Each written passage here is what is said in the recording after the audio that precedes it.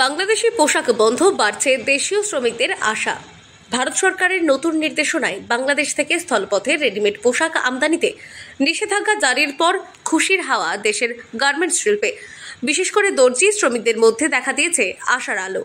তারা মনে করছেন এবার দেশের মাটিতে দাঁড়িয়ে ঘুরে দাঁড়ানোর নতুন সুযোগ এসেছে। এতদিন ধরে বাংলাদেশি শ্রমিকদের তৈরি সস্তা পোশাক ভারতে আমদানি করে বড় বড় কোম্পানি ও শপিং মলগুলো বিপুল লাভ করত। সেই পোশাকের পেছনে ভারতীয় শ্রমিক বা দর্জিদের তেমন ভূমিকা থাকতো না। ফলে বহু দক্ষ দর্জি ও পোশাক শিল্পীদের শ্রমিকদের কাজ হারিয়ে পরিযায়ী হয়ে যেতে হতো অন্য রাজ্যে বা অন্য দেশে। কিন্তু নতুন নিষেধাজ্ঞার ফলে এবার দেশের গার্মেন্ট ফ্যাক্টরি ও ক্ষুদ্র পোশাক শিল্প কারখানাগুলিতে কাজের সুযোগ বাড়বে। তো আমি তো বলতে চাচ্ছি যে ভারত থেকে বাংলাদেশ যাক, কিন্তু বাংলাদেশ থেকে যেন ভারতে না আসে, তাহলেই আশা করি লাভ হবে, প্রফিট হবে ভারতের। কেন এই যে আমাদের যে বিজনেস হচ্ছে সেটা যদি বাইরে না যায় তাহলে কি করে লাভ করবে ভারত?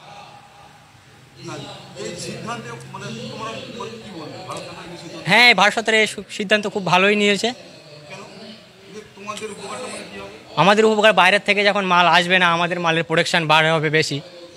দর্জিরা জানাচ্ছেন আগের বছরে 6 মাস কাজ মিলত, এখন সারা বছর ধরেই কাজ থাকবে।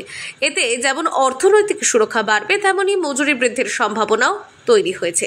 বসিরহাট মহকুমার একাধিক পোশাক প্রস্তুতকারী শ্রমিক এই সিদ্ধান্তকে সাধুবাদ জানিয়ে বলেছেন, আমরা এতদিন বাংলাদেশি কাপড় ও পোশাকের সঙ্গে টেক্কা দিতে পারতাম না, এখন আমাদের সময় এসেছে। আর ভারত সরকার যেটা নিয়েছে সিদ্ধান্ত, এটা আমাদের গার্মেন্টসের ব্যাপারে আমরা সবাই আনন্দ পেয়েছি। কি সিদ্ধান্ত নিয়েছে? সিদ্ধান্ত যেটা নিয়েছে যে ওখান থেকে মালটা যাতে না আসে সেই বিষয়, এটা তো আমাদের প্রোডাকশন বাড়বে, আমাদের এখানে অর্থনৈতিক বাড়বে, কাজের আবার চাহিদা থাকবে। আন্তর্জাতিক বাজারে এই সিদ্ধান্তের প্রভাব পড়তে শুরু করেছে।